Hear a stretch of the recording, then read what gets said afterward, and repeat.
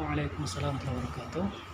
Sebelumnya, tujuan kami datang ke SMK Muhammadiyah Jember ini yakni untuk memenuhi tugas dari mata kuliah Kemuhammadiyahan atau AIK 3. Oke, Apakah benar dengan Bapak Syahroni? insya Allah benar. Baik, sebelumnya mungkin perkenalan terlebih dahulu ya Pak. Kami dari kelompok 8 yang saya bernamakan Lia Anggraini, rekan saya bernama Raffi, dan rekan saya lagi bernama Maisha.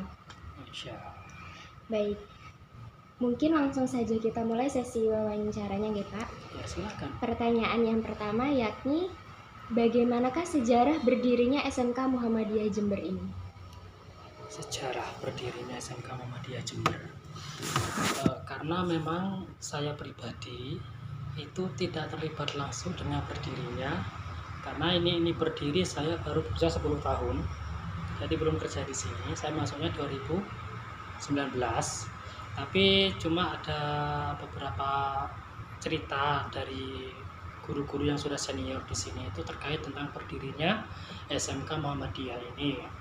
Dulu sebelum ini berdiri SMK, ini merupakan asrama remaja At-Taqwa. Jadi basisnya asrama saja untuk remaja yang dia itu ada yang kuliah, ada yang sekolah di sini dulu, remaja At-Taqwa. Lalu kemudian seiring berjalannya waktu, kemudian karena remajanya sudah banyak yang lulus, kemudian keluar dari sini, lalu tempat ini kan kosong, gak ada yang memakai. Nah di situ akhirnya karena itu kosong, kemudian pimpinan cabang itu berinisiatif untuk supaya ini didirikan sebuah lembaga yang itu sehingga bisa menjadi amal usaha yang bergerak di Muhammadiyah, tidak kosong bangunannya itu. Lalu kemudian setelah itu disepakatilah di sini didirikan sekolah disepakati mendirikan SMK Muhammadiyah. Nah, di situ didirikan SMK Muhammadiyah. Nah, pertama kali berdiri SMK ini itu hanya ada satu jurusan. Jurusannya adalah teknik komputer dan jaringan, satu jurusan. Lalu kemudian berkembang menjadi 2 jurusan, ada asisten keperawatan di situ.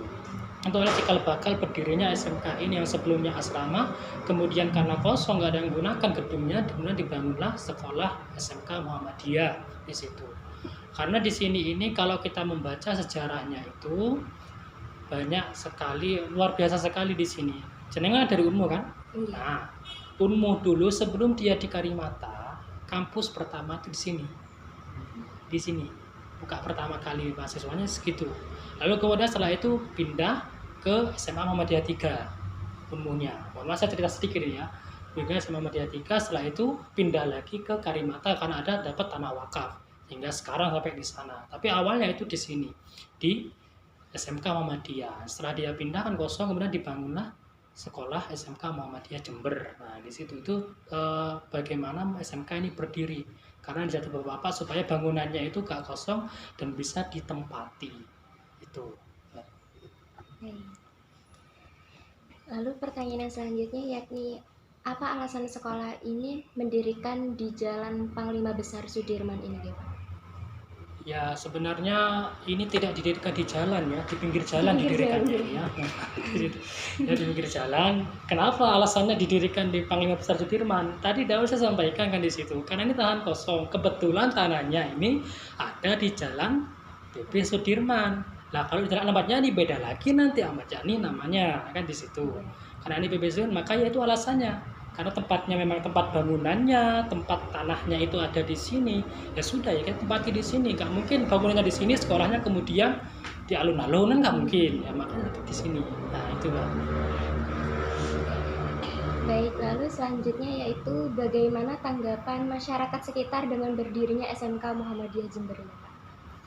Kalau berkaitan tentang tanggapan masyarakat itu beragam kan di situ.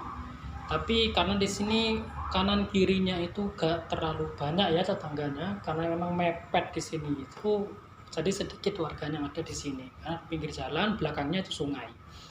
Kalau berbicara tentang tanggapan masyarakat itu ada beberapa masyarakat itu yang mendukung kegiatan kita dalam basis pendidikannya, pembinaan karakter dan sebagainya. Tapi ada juga masyarakat itu yang dia itu kurang mendukung. Karena apa? Karena kita labelnya itu Muhammadiyah. Karena Muhammadiyah itu kalau kan masih kebanyakan itu orang-orang itu kalau berbicara tentang Muhammadiyah itu mereka tuh masih awam, masih asing gitu tentang Muhammadiyah. Ya, kalau dulu ketika awal berdiri ya, kan masih asing tentang Muhammadiyah. Kalau sekarang sudah biasa, karena memang kebanyakan di Jember ini sekarang ini sudah rata Muhammadiyahnya. Kalau dulu itu masih sedikit Muhammadiyahnya. Karena Muhammadiyah itu dianggap ajarannya itu agak sedikit menyimpang, kan di situ. Nah, kebanyakan kan masyarakat kalau di Jember itu NU Abangan ya, bahasa istilahnya sih. Ngerti nggak NU Abangan? Agak ngerti ya. Ya, ya istilahnya di sini NU Tol lah, NU Tulen kan di situ kebanyakan kayak gitu. Sehingga ada yang mereka itu perawakannya ketika berdiri ini tuh kurang terbuka dengan kita kan di situ. Ya walaupun sikapnya itu tidak diwujudkan dalam perwujudan yang nyata kayak misalnya membongkar sekolah dan sebagainya, enggak seperti itu, cuma hanya memberikan ekspresi yang tidak setuju saja kepada masyarakat sini. Lalu kemudian setelah itu karena di sini dengan adanya sekolah itu sehingga tempat ini yang awalnya dulu itu sepi karena memang kan di pinggir rel betul itu kan, di sana ramai, di sini tuh sepi. Dengan adanya SMK ini terlihat lebih ramai tempat yang ada di sini itu, dan itu sedikit memberikan dari masyarakat itu lebih lagi mendukung kegiatan yang ada di sini seperti itu, Mbak.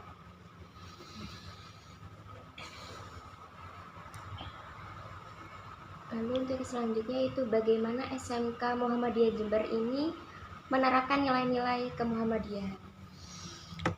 Berkaitan tentang penerapan nilai-nilai kemuhammadiyahan, karena memang saya sendiri itu sebagai waka Ismuba Al-Islam Muhammadiyah dan bahasa Arab, kami di sini berusaha itu karena Muhammadiyah didirikan itu adalah dalam rangka amar ma'ruf nahi mungkar sesuai dengan dasarnya Al-Imran 104. Amar ma'ruf nahi mungkar yaitu bagaimana mengajak seseorang itu melakukan kebaikan dan juga mencegah dari perbuatan yang salah, perbuatan yang dosa yang menyimpang seperti itu. Nah, dalam mengajak itu tentu kita perlu namanya itu berdakwah. Nah, berdakwah kepada masyarakat, bagaimana masyarakat itu kemudian memahami Islam dengan baik dan benar. Nah, bagaimana cara kita itu menerapkan nilai tentang amar ma'ruf nahi mungkar ini kepada siswa kita? Ya, kita mengajarkan kepada siswa itu supaya mereka itu ketika mereka ada di sekolah ataupun ada di luar, bagaimana dia itu bisa mencerminkan dirinya sebagai contoh yang baik di masyarakat. Itu yang pertama. Jadi contoh bagi masyarakat. Yang kedua, di sini itu kita ajarkan kepada mereka itu untuk supaya bisa berbicara yang baik, public speaking yang baik. Karena ketika kita mengajak kebaikan tetapi kita berbicaranya itu kurang baik, ya tentu itu akan susah mengajak seseorang untuk melakukan kebaikan. Nah, bagaimana caranya mereka itu bisa berbicara yang baik? Tentu dengan latihan. Bagaimana? Dengan cara setiap pagi itu ada kegiatan sholat duha. Nah, setelah sholat duha itu ada kultum, kuliah 7 menit, dan yang mengisi itu wajib siswa, bukan guru. Guru ada, cuma 1 hari aja, hari Senin. Selebihnya itu yang mengisi kultumnya itu adalah siswa dalam rangka pembelajaran bagi siswa bagaimana mereka itu nanti bisa berdakwah di situ, memberikan satu nasihat. Ya walaupun hanya satu yang penting memberikan nasihat kepada teman-temannya lah paling tidak kan di situ. Nah, di situ itu kita ajarkan seperti itu kepada mereka supaya nilai-nilai yang diharapkan oleh Muhammadiyah, amar ma'ruf nahi mungkar, kemudian mewujudkan masyarakat Islam sebenarnya itu bisa terwujud dengan cara apa? Dengan cara ta'awanu 'alal birri wat taqwa, sesama siswa, guru kepada siswa, siswa juga kalau gurunya salah kita kasih tahu, kalau guru salah kalian boleh menegur guru juga. Nah, seperti itu. Jadi ada hubungan timbal balik. Jadi tidak hanya guru saja yang menegur, tapi siswa itu boleh menegur guru kalau gurunya itu salah. Itu, Pak. Baik, lalu untuk pertanyaan terakhir yaitu apakah kendala yang dihadapi sekolah ini dalam menerapkan nilai-nilai kemuhammadiyahan tersebut?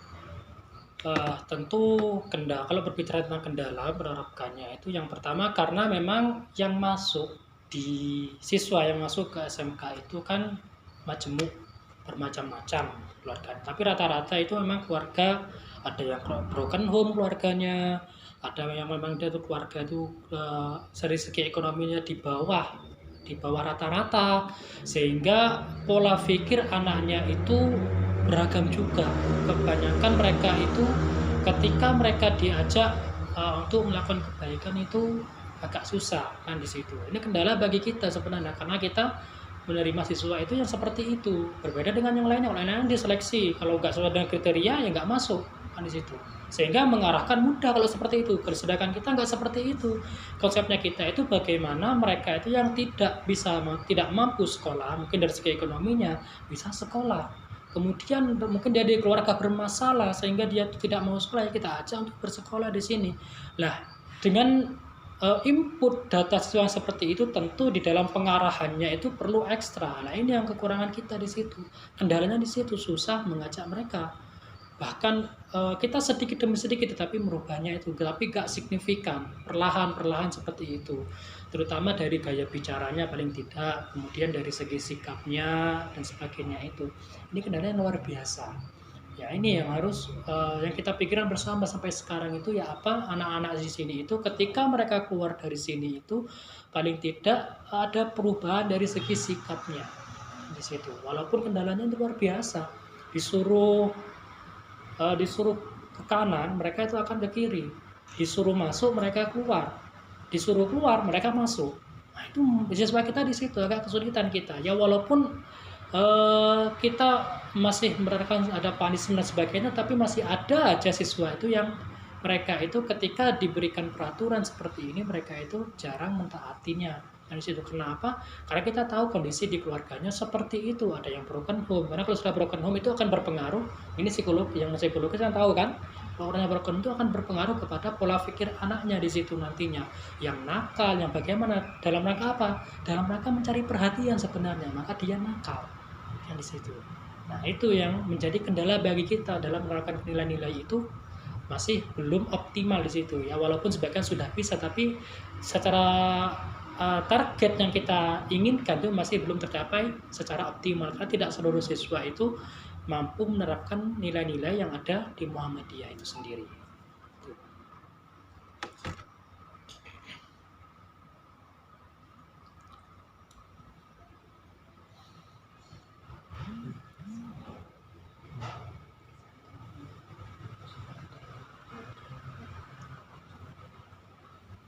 Baik, mungkin dapat kami simpulkan jika kendala-kendala yang dihadapi oleh SMK Kemuhammadiyaan ini termasuknya dalam segi sikap ya Pak ya, karena ada penyebab yang melatar belakangnya seperti adanya broken home atau masalah-masalah yang lain. Betul.